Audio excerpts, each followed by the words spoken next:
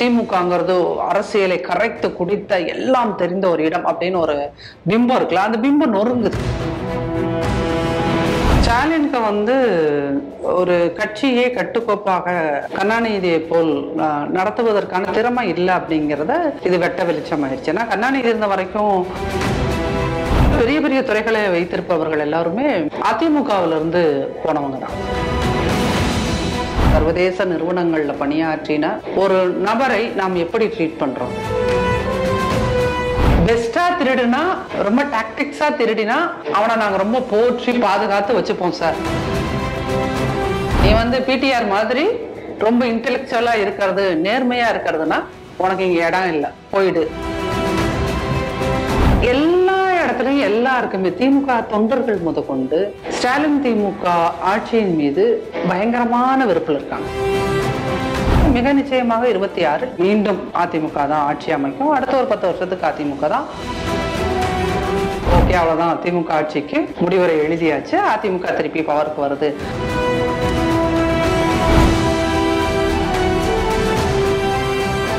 News square நேயர்களுக்கு வணக்கம். நான் வினோத் பச்சையப்பன். சமீபத்துல திமுக அமைச்சர்களுக்கு எதிரான வழக்குகள்ல நீதிமன்றம் தொடர்ச்சியாக உத்தரவிட்டிருக்கக்கூடிய ஒரு நிகழ்வுகளை நம்ம பார்த்துக்கிட்டே இருக்கோம். தொடர்ச்சியா அமைச்சர் துரைமுருகன், அப்புறம் எம்ஆர்கே பன்னீர்செல்வம் அவர்கள் மீதான வழக்குகள், அந்த சொத்து குவிப்பு வழக்குல அவங்களை விடுவிச்சது தவறு அப்படின்னு சொல்லி அந்த உத்தரவை ரத்து செஞ்சு உயர்நீதிமன்றம் உத்தரவு பிறப்பித்திருக்கிறது. இது தொடர்பாக பேசுவதற்காக நம்முடைய அதிமுகவின் தகவல் தொழில்நுட்ப அணியின் சென்னை மண்டல இணை செயலாளர் நாச்சியால் சுகந்தி அவர்கள் இணைந்திருக்கிறார். வணக்கம் மேம்.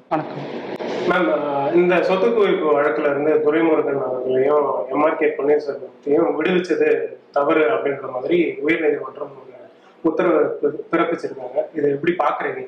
இது ஸ்டாலின் அரசாங்கத்தின் மீது பலமுறை உயர்நீதிமன்றம், உச்ச நீதிமன்றம் இந்த ஊழல் வழக்குகளில் பெரிய அவமானகரமான உத்தரவுகளை எல்லாம் கொடுத்திருக்கு.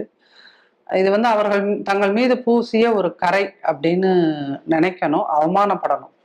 அதுதான் உண்மையிலுமே இவங்க எடுத்துக்க வேண்டிய விஷயமா இருக்கு. பட் இது இவங்க எதையுமே சீரியஸா எடுத்துக்கல அப்படிங்கிறதுதான். ஏன்னா இதுக்கு முன்னாடி இதே லஞ்ச ஒழிப்புத்துறை வழக்குகள் ரத்தானது எல்லாத்தையுமே மீண்டும் விசாரிக்கணும்னு சொல்லிட்டு 11 அமைச்சர்கள் மீது திருப்பியும் வழக்குகள் திரும்ப எடுத்துச்சு. உயர்நீதிமன்றம் தானாகவே அதை எடுத்துக்கிச்சு.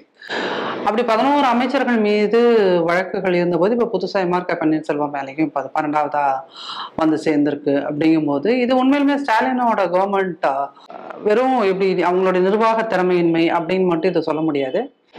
ஸ்டாலினுக்கு ஒரு கட்சியே கட்டுக்கோப்பாக கருணாநிதியை போல் நடத்துவதற்கான திறமை இல்லை அப்படிங்கிறத இது வெட்ட வெளிச்சம் ஆயிடுச்சு. ஏன்னா கருணாநிதி இருந்த வரைக்கும் அவருடைய ஆட்சியில எல்லாத்தையுமே அவரே மீடியாவை ஹேண்டில் பண்ணி அவரே ஆட்சியில் எல்லா சிரமங்களையும் எதிர்கொண்டு இது உண்மையிலுமே கருணாநிதியை புகழ்ற மாதிரி தான் இருக்கும். But that's the reality.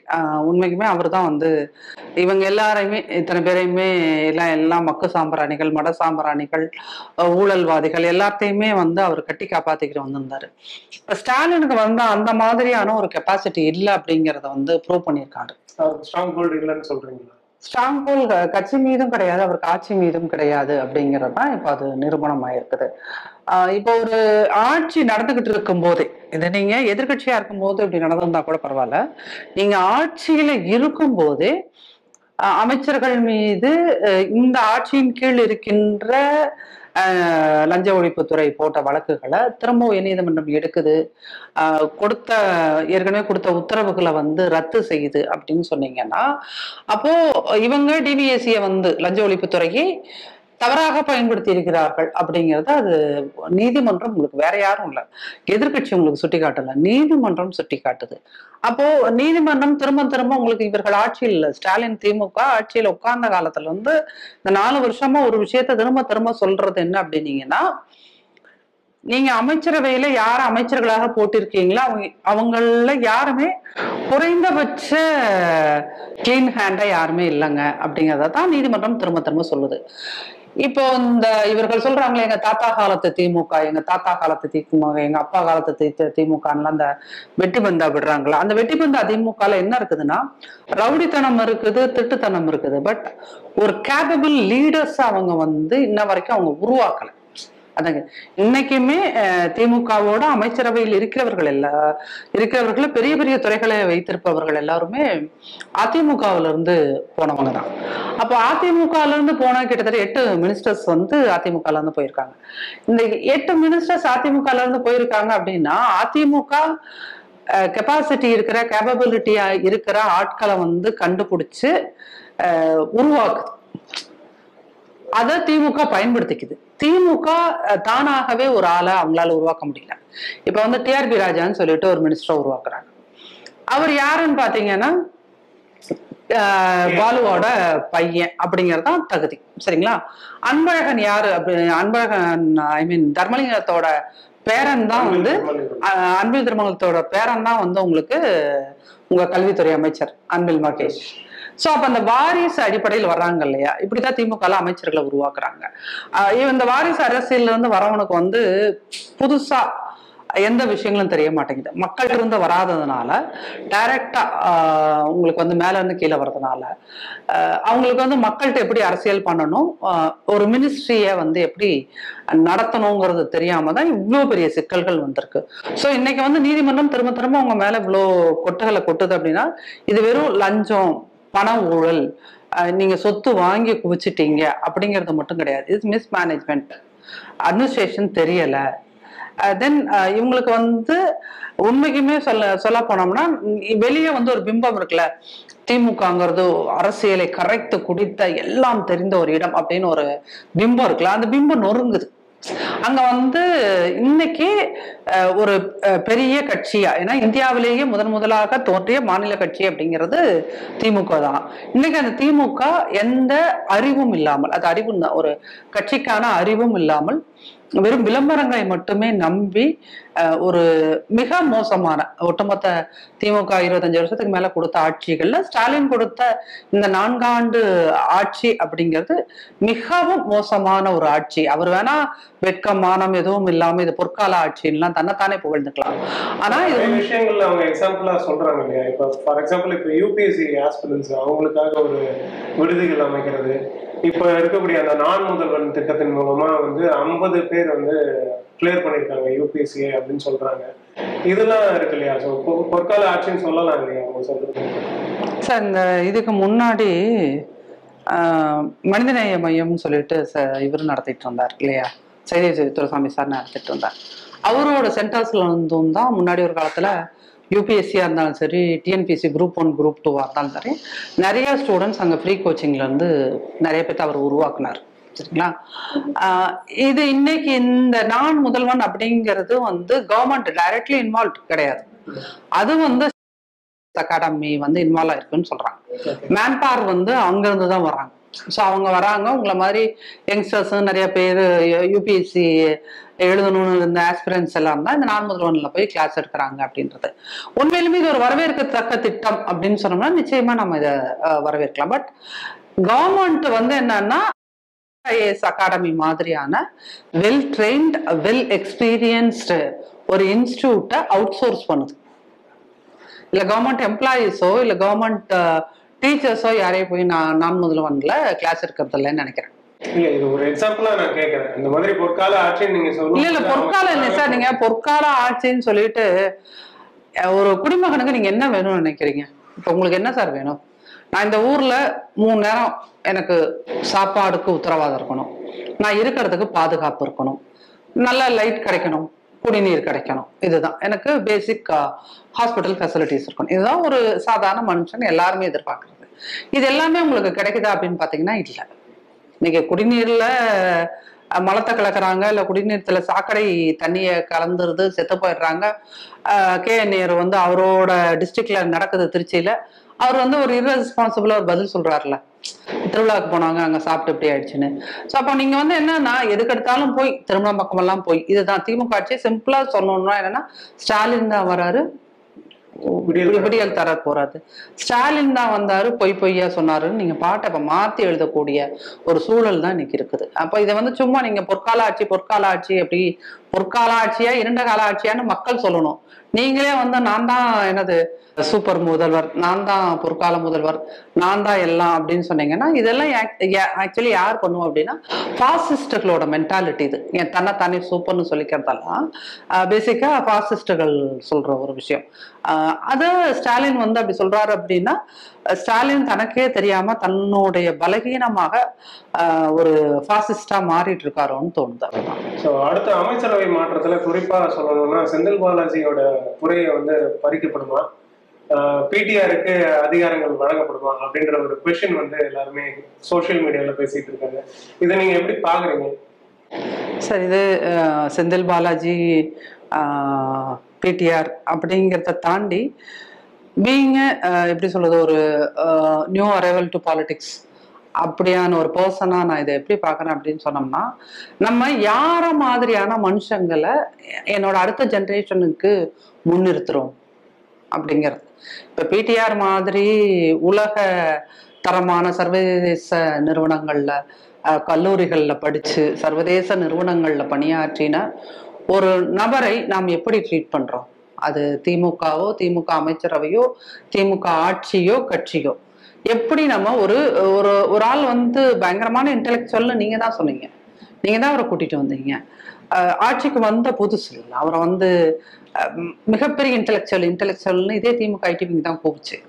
அப்படி கூவின ஒரு மனிதரை நீங்கள் என்ன இடத்துல வச்சிருக்கீங்க அப்படின்னு ஒண்ணு இருக்குல்ல. ஒருத்தர் வந்து அதாவது உலகத்துல அப்போ ரொம்ப படிச்சவனுக்கு ரொம்ப நேர்மையா இருக்கு அவனுக்கு. அவர் வந்து அவரோட மதுரை தொகுதியில எங்கேயும் காசு கொடுக்காம ஜெயிச்சாரு. சரிங்களா? அப்போ ஒரு இன்டெலெக்சுவலுக்கு, ஒரு நேர்மையாக இருக்கின்ற மனுஷனுக்கு ஒரு கட்சி என்ன மாதிரியான இடத்த கொடுக்குது? அவரு சட்டசபையில் வந்து என்கிட்ட நிதி இல்லைங்க, என்கிட்ட அதிகாரம் இல்லை அப்படின்னு சொல்றதுங்கிறது அது நீங்க வந்து வெறும் எப்படி சொல்றது ஒரு புலம்பல்ங்கிறத பார்க்காம பல வருஷ கணக்குல அவருக்குள்ள இருந்த ஒரு மன அழுத்தத்தோட வெளிப்பாடு தான் அந்த வார்த்தைகளை அவர் வந்து சட்டசபையில சொல்றாரு.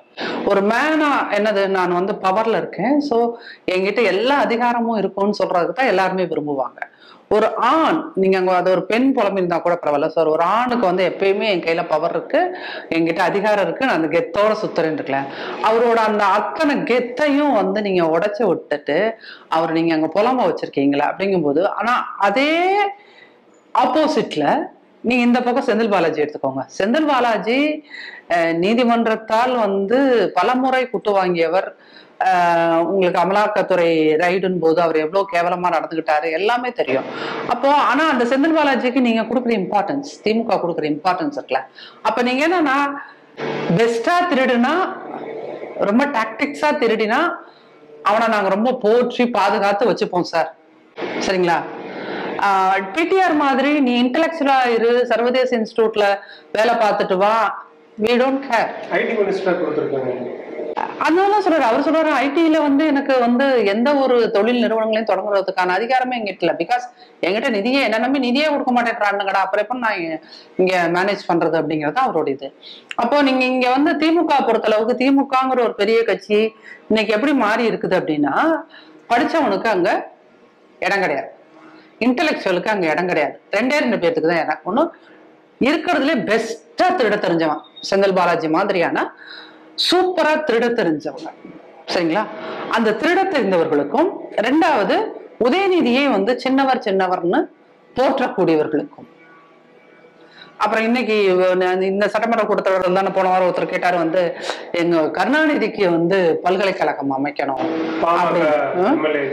அப்போ இந்த மாதிரியான இந்த ஜெயின் ஜக்கான ஜிஞ்சா போடுற மாதிரியான இந்த புகழ்தலுக்கு பலியாகின்ற ஆட்களையும் தான் இது உருவாக்கி வச்சிருக்கு. இதெல்லாம் தாண்டி இந்த அமைச்சரவை மாற்றம் எந்த அளவுக்கு இம்பாக்ட் பண்ண போகுது இந்த ஆட்சியில? கடைசி இந்த பேக் எண்ட் இன்னும் ஒரு சரி ரெடினா ஐசியூல ஒருத்தங்க ஒரு 70 வயசு பாட்டி ஐசியூல ரொம்ப சீரியஸா இருக்காங்க. அந்த சீரியஸா இருக்கிற பாட்டியை தூக்கிட்டு வந்து நீங்க லிப்ஸ்டிக் போட்டு, கண்மை போட்டு, மஸ்காரா போட்டு விட்டு, இருக்கிற ஃபவுண்டேஷன்லாம் அப்பி விட்டு மேக்கப் போட்டு கொண்டையில பூ வச்சு விட்டீங்கன்னா பாக்குறதுக்கு அது எவ்வளவு ஆடா இருக்கும். அந்த அம்மாவே ஐசியூல இருக்குது. இப்ப போகுமோ நாளைக்கு போகுமோன்னு தெரியாத மாதிரியான ஒரு கண்டிஷன்ல இருக்க அம்மாவை கூட்டிட்டு வந்து நீங்க அந்த லிப்ஸ்டிக் போடுற வேலையை மாதிரிதான் இந்த அமைச்சரவை மாற்றம்ங்கிறது. உங்க ஆட்சியின் மீது மக்கள் ஒட்டுமொத்தமா எந்த திசையிலையும் நீங்க உடனே இது நீங்க அதிமுக காரர் எதிர்கட்சிங்கிற இடத்துல இருந்து இதெல்லாம் நீங்க பேசுறீங்க அப்படின்னு இல்லாம இதை நான் சொல்றேன். நானும் ஒரு சாதாரண குடிமகள், நிறைய பேர்த்துட்டு தினமும் மக்கள்கிட்ட போறோம் பேசுறோம் அப்படிங்கிற வகையில எல்லா இடத்துலயும் எல்லாருக்குமே திமுக தொண்டர்கள் முதற்கொண்டு ஸ்டாலின் திமுக ஆட்சியின் மீது பயங்கரமான வெறுப்பில் இருக்காங்க. இரண்டாவது, பெண்கள் திருமண பக்கமெல்லாம் கஞ்சா. டாஸ்மாக் கடையை குறைப்போம்னு சொன்னாங்க, குறைக்கவே இல்லை. இவங்களோட தேர்தல் அறிக்கையில அதெல்லாம் நாங்க வந்து கடையை குறைச்சிருவோம்னு சொல்லி எதுவுமே பண்ணல. இந்த டாஸ்மாக் இந்த ஆட்சி வீட்டுக்கு போவதற்கு 2006-11 மிக முக்கிய காரணம் பவர் கட். இந்த முறை பாத்தீங்கன்னா அது வந்து டாஸ்மாக் அண்ட் கஞ்சா, இதுதான் மிக முக்கிய காரணம். பெண்கள் வந்து மிக மிக மோசமான ஒரு கோபத்துலதான் இருக்காங்க. அதுலயும் இவங்க வந்து என்ன நினைச்சிருக்காங்கன்னா 1000 ரூபாய் கொடுக்கறதுனால வந்து அந்த கோபம் போயிடும் அப்படின்னு. அந்த பெண்கள் அதே மாதிரி உதயநிதி ஸ்டாலின் மாதிரியே தான் கேட்கறாங்க, வந்து உங்க அப்பா விட்டு காசு ஒன்றும் நீ எடுத்து கொடுக்கல, நாங்க ஏதோ ஒரு வகையில கட்டுற வரி எங்களுக்கு திருப்பி 1000 ரூபாயா தான் வருது அப்படிங்கறதுல எல்லா பெண்களுமே அதுல தெளிவா இருக்காங்க. ஆனா அது அந்த அளவுக்கு இம்பாக்ட் கொடுத்துருக்காரு இது வரைக்கும் சொல்லுப்பா. ஏன்னா 2024 எலெக்ஷன்ல வந்து சார் எல்லாருமே எல்லா பத்திரிகையாளர்களும் இந்த கேள்வி கேட்டிருக்கீங்க பாத்தீங்களா, 40க்கு 40 நாடாளுமன்றத்துல வாங்கிச்சு. அட் த சேம் டைம் நீங்க எல்லாருமே சொல்ல மறக்கிற அல்லது ரொம்ப புத்திசாலித்தனமா அதை அப்படியே மூடி மறைச்சிட்டு போற ஒரு விஷயம் எல்லா ஜேர்னலிஸ்ட் என்ன பண்றீங்க தெரியுமா? அதே திமுகவுக்கு 6% ஓட்டு குறைஞ்சு போச்சு. அது யாருமே சொல்ல மாட்டீங்க. 40 திமுகங்கிற கட்சி தனியா நின்று வாங்குச்சு, 14 கட்சி கூட நின்று வாங்குச்சு. சட்டசபையில் நின்று அதே இதுதான். ரெண்டாவது, ஒரு நாடாளுமன்ற தேர்தலுக்கு வந்து சட்டமன்றத்துல நீங்க யாரு முதல்வரா வரணுங்கிறது, இந்த நாடாளுமன்றத்துல நீங்க யாரு பிரதமரா வரணும். மோடி வரக்கூடாதுன்னு நினைச்சாங்க. அதற்காக ஒட்டுமொத்த தமிழ்நாடு அந்த பக்கம் இந்தியா கூட்டணிக்கு ஓட்டு போட்டுச்சு. இன்கேஸ் அங்க மோடி இல்லாம அந்த இடத்துல வேற யாரோ ஒருத்தர் இருந்தாருன்னு வச்சுக்கோங்களேன், அது மோடி மேல இருந்த வெறுப்பு, அமித்ஷா மேல இருந்த வெறுப்பு, அது ஓட்டா உங்களுக்கு இப்படி கன்வெர்ட் ஆயிருக்குது. ஆனா அந்த இடத்துல வேற யாராவது ஒரு நபர் இருந்தால், இதே பிஜேபி இருந்து வேற யாராவது ஒரு நபர் இருந்தா இந்த அளவுக்கான ஒரு கோபம் இருந்திருக்காது. சரிங்களா? அப்போ அந்த மோடி அமித்ஷாங்கிற ஃபேக்டர் வந்து தமிழ்நாடுன்னு மட்டும் சொல்ல முடியாது, என்டையர் சவுத் இந்தியாலையும் நீங்க ஒன்னே அதிமுக கூட்டணியில் இருக்குதுன்னு சொல்லுவீங்க.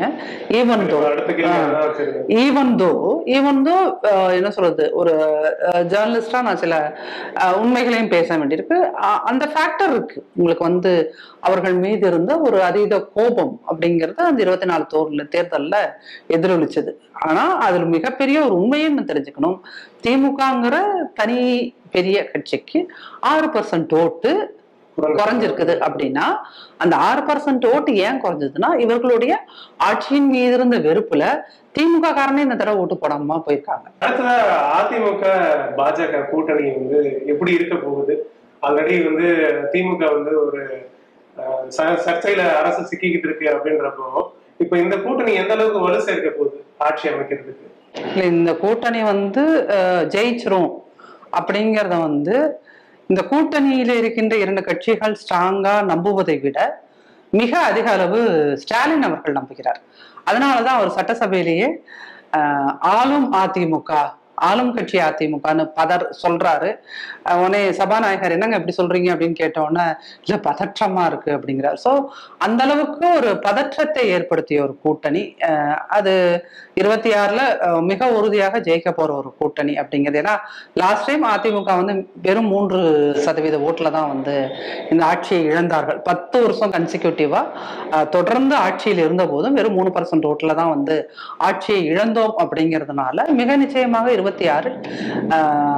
மீண்டும் அதிமுக தான் ஆட்சி அமைக்கும். அடுத்த ஒரு 10 வருஷத்துக்கு அதிமுக தான் ஆட்சியில் இருக்கும். அதுல எந்த ஒரு மாற்றமும் கிடையாது. எடப்பாடி கே பழனிசாமி எதுவுமே பேசல அந்த மீட்டிங்ல அப்படின்னு சொல்லி எல்லாருமே சொல்லிட்டு இருந்தாங்க. அமித்ஷா மட்டும்தான் பேசியிருந்தாரு அப்படின்னு சொல்லியிருந்தாங்க. இப்போ எடப்பாடி கே பழனிசாமி எந்த அளவுக்கு ஸ்ட்ராட்டஜிக்கலா இந்த மூவ் எடுத்திருக்காரு? சார் இதை வந்து மீடியாலாம் வந்து ஒரு 6 மாசமா நீங்க எல்லாருமே போனீங்க என்னன்னு, கூட்டணி போறாங்களாம், பிஜேபியோட கூட்டணி போறாங்களாம், கூட்டணி எந்த டிவியை திறந்தாலும் 7 மணிக்கு மேல எல்லாரும் போட்டுட்டு இதைத்தான் பேசிட்டு இருந்தீங்க. கூட்டணி போறீங்களா, கூட்டணி போறாங்களாம், கூட்டணி போய் உட்கார்ந்தவன நீங்க என்ன பேசுறீங்க? அப்படி உங்க டோனை மாத்திட்டு என்ன சொல்றீங்க, இது கூட்டணி ஆட்சியா, ஆட்சியில் வந்து பிஜேபி காரங்க இடம்பெறுவார்களா, அந்த அளவுக்கு போயிட்டீங்க. அப்ப என்னன்னா மீடியா நீங்களே டிசைட் பண்ணிட்டீங்க 26ல அதிமுக கூட்டணி ஆட்சி தான், கூட்டணி ஆட்சி கிடையாது, அதிமுக ஆட்சி உட்காருது அப்படிங்கறத முடிவு பண்ணிட்டீங்க. அப்படிங்கும்போது இது எல்லாமே நடக்க போகுது அப்படிங்கிறது எந்த மீடியா வந்து இந்த 4 வருஷமா அதிமுகவை பத்தி நெகட்டிவ் செய்திகளை மட்டுமே பரப்பிட்டு இருந்துச்சோ அந்த மீடியாக்களே இன்னைக்கு மென்டலா ஓகே அவ்வளவுதான், திமுக ஆட்சிக்கு முடிவுரை எழுதியாச்சு, அதிமுக திருப்பி பவருக்கு வருது அப்படிங்கிறதுல ரொம்ப ஷியோரா ஆயிட்டீங்க. ஸோ அந்த வகையில் வந்து இது வந்து ஒரு வகையில் சக்சஸ்ல எல்லா வகையிலும் ஒரு வகையிலும் சொல்ல முடியாது, சக்சஸ். இது ஸ்ட்ராட்டஜிஸ்டா பண்றோமா அப்படின்னா எந்த பெரிய பொலிட்டிக்கல் பார்ட்டியும் நாங்க என்ன ஸ்ட்ராட்டஜி பண்றோம், எப்படி பண்றோம் அப்படிங்கறதெல்லாம் ஓப்பனா எந்த இடத்துலயுமே எந்த ஃபோரத்துலயும் டிஸ்கஸ் பண்ண மாட்டாங்க. பட் ஒரு இது ஒரு மித்த ஒண்ணு கிரியேட் பண்ணி வச்சிருக்கீங்கல்ல. இப்ப வந்து பெண் நிறுவனம் இருக்குது, அதனால டிஎம்கே வந்து பெரிய அளவுல வந்து பெரிய ஸ்ட்ராட்டஜி பண்றாங்க, இங்க போய் சர்வே எடுக்கிறாங்க, அங்க போய் சர்வே எடுக்கிறாங்க, அப்படியே ஆட்சி அமைக்கிறாங்க, இப்படி ஆட்சி அமைக்கிறாங்கன்னு அந்த மித்து உடையுது. சரி, இப்ப நாங்க வந்து எங்களுக்கு அதிமுகவுக்கு வந்து எந்த பெண்ணு நிறுவனமும் கிடையாது, சொல்லு நிறுவனமும் கிடையாது. எங்க தலைவர்கள் ஒவ்வொரு தலைவருமே வந்து, ஏன்னா எல்லாருமே எல்லா தலைவர்களும் அதிமுகல இருக்கிற எந்த தலைவருமே வாரிசு அடிப்படையில வந்தது கிடையாது. எல்லாருமே கிரவுண்ட் லெவல்ல மக்கள்கிட்ட இருந்து வராங்க. இன்னைக்கும் அவர்கள் எதிர்கட்சியா இருக்கும் போது கூட எந்த எக்ஸ் மினிஸ்டரையும் நீங்க நினைச்ச நேரத்துல போய் ஆக்சஸ் பண்ண முடியும், பேச முடியும், பிரச்சனைகளை சொல்ல முடியும். சரிங்களா? அதுதான் அதிமுகவோட பலம். அதிமுகவோட ஒவ்வொரு மினிஸ்டர், ஒவ்வொரு நிர்வாகிகள், ஒவ்வொரு தலைவர்களோட பலமுமே என்ன அப்படின்னீங்கன்னா, they're always with people, they're working for people, with people and for people. அதுதான் வந்து அதிமுகவோட மிகப்பெரிய ஸ்ட்ரென்த். அப்படிங்கும்போது இந்த ஸ்ட்ராட்டஜி அப்படிங்கிறது வந்து மேல இருந்து கொண்டு வந்து மக்கள்கிட்ட கொண்டு போறது கிடையாது. மக்கள் கூடயே இருக்கிறதுனால மக்கள் என்ன விரும்புறாங்க, என்ன எதிர்பார்க்கிறாங்க, ஒரு ஆட்சிட்டு இருந்து என்ன எதிர்பார்க்கறாங்க அப்படிங்கிறது ஒவ்வொரு லீடருக்குமே இங்க அது வந்து டிப் ஆஃப் த ஃபிங்கர் இருக்கும். என்ன மக்கள் நினைக்கிறாங்க அப்படிங்கிற மக்களோட அந்த எண்ணங்களை வந்து தங்களோட திட்டங்கள்ல பிரதிபலிக்கிறாங்களா தான் ஒவ்வொரு மினிஸ்டர்ஸுமே, ex ministers and future ministers, அவங்க எல்லாருமே அந்த மாதிரி மக்களோட நாடியை பிடித்து மக்கள் இதை எதிர்பார்க்கிறார்கள், இதை செய்தால் போதும் அப்படிங்க. அதனாலதான் அதிமுக ஆட்சியில வந்து உங்களுக்கு வந்து இந்த வாட்டர் மேனேஜ்மெண்ட் அப்படிங்கன்னா விவசாயிகளோட எதிர்பார்ப்புகளை வந்து எல்லாம் தெரிஞ்சு வச்சிருக்கிறதுனால வாட்டர் மேனேஜ்மெண்ட்ல எப்பயுமே பெஸ்டா இருப்பாங்க. காவிரி மாதிரியான மிகப்பெரிய சட்ட சிக்கல் நிறைந்த பிரச்சனைகளையும் தீர்த்து வைப்பார்கள். முல்லை பெரியாறுக்கு டேமை உயர்த்துறதுக்கு அம்மா காலத்துலதான் அது மிகப்பெரிய ஒரு தீர்ப்பை வாங்கிட்டு வந்தாங்க. ஸோ இந்த மாதிரியான முக்கிய முடிவுகள் எல்லாம் வந்து நீங்க மேல இருந்து கீழே கொண்டு வர முடியாது. நீங்க மக்களோடு இருக்கும் போதுதான் இது மிகப்பெரிய பிரச்சனை, இதை நம்ம சால்வ் பண்ணணும் அப்படிங்கிறது வரும். ஸோ அந்த வகையில் எங்க ஸ்ட்ராட்டஜி ஒவ்வொரு லீடருமே, அதிமுகவோட ஸ்ட்ரென்த் ஒவ்வொரு லீடருமே ஸ்ட்ராட்டஜிஸ்ட், ஒவ்வொரு தொண்டனுமே ஸ்ட்ராட்டஜிஸ்ட். பிகாஸ் லீடர்ஸ் எப்பயுமே தொண்டர்கள் சொல்கின்ற குரலை கேட்கிறார்கள். இன்னைக்கு தமிழ்நாடு முழுக்க அங்கங்க கூட்டங்கள் நடக்க ஆரம்பிச்சிருச்சு. ஒவ்வொரு எக்ஸ் மினிஸ்டர்ஸுமே வந்து தலைவர்களுமே வந்து அந்த மீட்டிங்ல கலந்துக்கிறாங்க. மக்கள் சொல்றத, தொண்டர்கள் சொல்றத, இது பண்ணினா பெட்டரா இருக்கும், இது பண்ணினா பெட்டரா இருக்கும் அப்படின்னு சொல்றத கேட்கறாங்க. அதனால நாங்க வந்து ஸ்ட்ராட்டஜி அப்படிங்கிறது வந்து வெளியே இருந்து யாரையும் அவுட் சோர்ஸ் பண்ண போறது கிடையாது. அவுட் சோர்ஸ் பண்ணி இங்க பண்ணணுங்கிற நெசசிட்டி கிடையாது. Because our leaders are strategists and each and every எங்க cadres they are all strategists. கூட்டணிக்கு வந்து இப்ப விஜய் அவர்கள் வரமாட்டாரு, நாம் தமிழர் கட்சி வராது அப்படின்ற சூழல்ல தான் இவர் வந்து பாஜகவோட கூட்டணி வைக்கிறாரு அப்படின்ற ஒரு பதம் வெளியில பேசப்படுது. அதாவது இந்த மாதிரி காமெடி எல்லாம் நிறைய நடக்கும். டிசம்பர் வரைக்கும் வெயிட் பண்ணுங்க, அது தெரியும். விஜய் எங்க கூட டிசம்பருக்குள்ள வரலாம், இந்த பக்கம் சீமான் எங்க கூட டிசம்பருக்குள்ள வரலாம். Anything will happen. பாஜகவுக்கு தீவிர எதிர்ப்பு தெரிவிச்சிட்டு இருக்காரு விஜய். அப்போ அவர் எப்படி கூட்டணிக்கு வர வாய்ப்பு இருக்கு சார்? விஜய் அவர் வந்து என்ன சார், என்னன்னா விஜய்ங்கிற ஒரு சீசன்டு பொலிட்டீஷியன் கிடையாது. அதை நம்ம புரிஞ்சுக்கணும். ஒரு ஆக்டரா இருந்திருக்காரு, ஃபர்ஸ்ட் டைம் வந்து ஒரு தேர்தலை எதிர்கொள்ள போகிறார். அப்படிங்கும்போது அவர் கூட இருக்கிறவங்க வந்து அவரை எவ்வளவு தூரம் எக்யூப் பண்ணி விடுறாங்கன்றது தெரியல. ஸோ கொடுக்கறத ஸ்டாலின் எப்படி ஒரு துண்டு பேப்பர் கொடுத்தா வாசிக்கிறாரோ அதே மாதிரி இவற்றை சொல்லப்படுற கருத்துக்களை உள்வாங்கி அவர் பேசிக்கிட்டு இருக்காரு. அதை ரியலைஸ் பண்ணி பேசுறாரான்னு கூட தெரியாது. லாஸ்ட் மினிட்ல அவருடைய கருத்துக்களும் மாறுவதற்கான வாய்ப்புகள் இருக்குது. அவர் இந்த பக்கம் வரலாம், அவர் வரலாம், இந்த பக்கம் சீமானும் வரலாம், எது வேணாலும் நடக்கும். ஸோ டிசம்பர் ஜான்வரிக்குள்ள வந்து என்ன மேஜிக் வேணாலும் தமிழ்நாட்டில் நடக்கும். பல்வேறு கேள்விகளுக்கு பதிலளிச்சுங்க. மிக்க நன்றி.